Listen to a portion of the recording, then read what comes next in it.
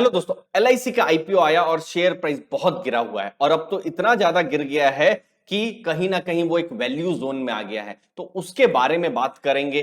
क्या मैट्रिक्स देखना है, कौन सा मैट्रिक्स से आपको वैल्यूएशन करना है, क्या शेयर टारगेट है, बिजनेस में क्या हो रहा है एलआईसी के बारे में। अगर आप निवेशक हैं या फिर इंश्योरेंस सेक्टर में निवेश करने के बारे में सोच रहे हैं तो इस वीडियो से आप कुछ नया जरूर सीख कर जाएंगे दोस्तों। लेकिन सबसे पहले हम यहां पर बता दें कि जब भी इंश्योरेंस कंपनी की हम एनालिसिस करें, चाहे वो एलआईसी हो, एचडीएफसी लाइफ हो, एसबीआई लाइफ हो, तो हम पीई रेशियो को हमको नहीं देखना है। आपने हमारे पुराने वीडियोस में भी देखा है कि वैल्यूएशन में हम पीई रेशियो को भी महत्व देते हैं। तो P E ratio, price to earning को महत्व नहीं देना है, महत्व देना है ईवी को।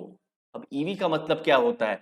इलेक्ट्रिक व्हीकल, बहुत सारे वीडियो उस पर भी आए हुए हैं। तो इलेक्ट्रिक व्हीकल भी नहीं है। ईवी का मतलब होता है एम्बेडेड वैल्यू, और एम्बेडेड वैल्यू के बेसिस पर ही आपको किसी भी इंश्योरेंस कंपनी इंक्लूडिंग एलआईसी उनका एनालिसिस करना है। अब देखिए, एलआईसी मार्केट लीडर है और एम्बेडेड वैल्यू है उनकी 5.4 लाख करोड़। अब मैं तो एम्बेडेड वैल्यू बोलता चला जा रहा हूं, लेकिन एम्बेडेड वैल्यू का मतलब क्या है? तो दोस्तों देखिए, जो बिजनेस होता है इंश्योरेंस कंपनियों के द्वारा, तो बिजनेस का जो प्रीमियम आज आया है वो तो फिर अगले बहुत सालों तक आएगा। 10 साल आएगा, 20 साल आएगा, बहुत सालों तक आता रहेगा। तो जो भी फ्यूचर के जो प्रॉफिट्स हैं, फ्यूचर में जो भी कंपनी कमाने वाली है, आज उनकी वैल्यू क्या है, इसे कहा जाता है एम्बेडेड वैल्यू। अब हाइपोथेटिकली ऐसा सोचिए कि आज से ही कंपनी ने बिजनेस करना बंद कर दिया, मतलब आज से कोई नया प्रीमियम जाएगा नहीं, कोई भी लाइफ इंश्योरेंस, कोई भी पॉलिसी जाएगी नहीं। तो उन्होंने अभी तक जितना भी बिजनेस किया हुआ है, ऐसा नहीं है कि वो बिजनेस बंद हो जाएगा, क्योंकि उसके प्रीमियम तो आते ही रहेंगे। तो आज उस बिजनेस की क्या वैल्यू है, तो वो जो वैल्यू है उसे कहा जाता है एम्बेडेड वैल्यू। तो ये एलआईसी की कितनी है? 5.4 लाख करोड़ की।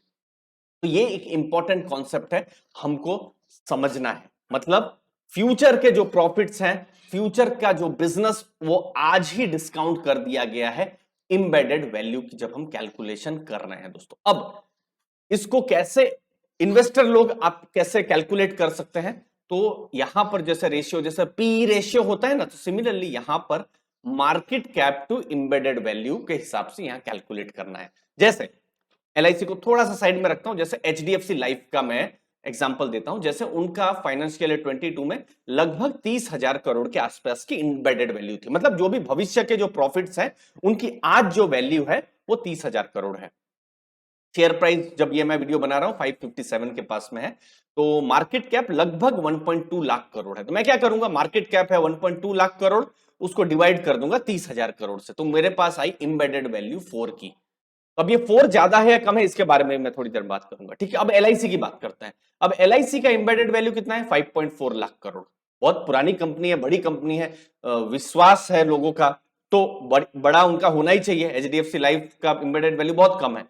अब मार्केट कैप उनका देखिए, अभी 4.3 लाख करोड़ है, ठीक है।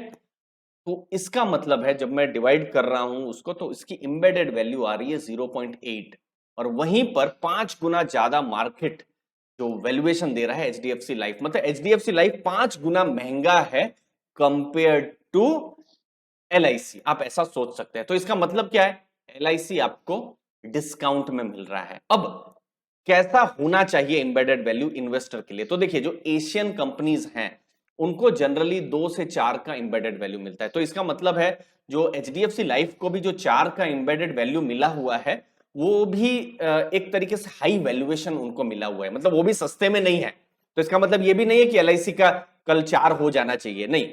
उनको इसीलिए मिला हुआ है क्योंकि एक तो देखिए एचडीएफसी बैंक का भी उनका सपोर्ट है, फिर उसके अलावा वो फास्ट ग्रो कर रहे हैं। सबसे इंपॉर्टेंट तो वो है कि बहुत जल्दी वो ग्रो कर रहे हैं।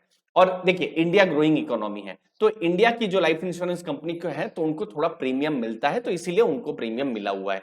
लेकिन अब कुछ एनालिसिस हुई है जेपी मॉर्गन के द्वारा, और उन्होंने कहा है कि एम्बेडेड वैल्यू के हिसाब से, अगर समझ लीजिए कल से एलआईसी बिजनेस करना बंद भी कर दे, तो जो एम्बेडेड वैल्यू मिली है 0.75, 0.8 अभी जो है, ये बहुत ही हार्श है। मतलब ऐसा है कि एलआईसी को पनिश किया जा रहा है।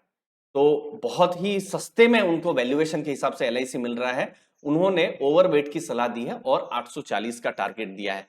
लेकिन एलआईसी ऐसा तो नहीं है ना कल से बंद हो जा रही है, बंद हो जा रही है तो भी जो अभी जो भी वैल्यूएशन है बहुत सस्ता है 0.75, लेकिन एलआईसी तो बिजनेस कर रही है, लाखों उनके जो बिजनेस है उनका करने वाले हैं जो भी एजेंट्स हैं, तो फोरकास्ट है 6% का ग्रो का, तो एलआईसी ग्रो करेगा और एम्बेडेड वैल्यू भी उनकी साल दर साल बढ़ती रहेगी। तो मुझे उम्मीद है दोस्तों आपको वैल्यू मिल रही है। चैनल को दोस्तों जरूर सब्सक्राइब करके रखिए, आपको एनालिसिस हम कराते रहेंगे। देखिए अब ब्रोकरेजेस क्या कह रहे हैं, दूसरा है bank of America Merrill lynch, उन्होंने 930 का टारगेट दिया। उन्होंने कहा है भारत बहुत अंडर पेनिट्रेटेड मार्केट है, बहुत यहां पर ग्रोथ का स्कोप है, और एलआईसी लगभग 47 से 70% डिस्काउंट में मिल रहा है कंपेयर टू पीयर्स, तो बहुत पॉजिटिव है।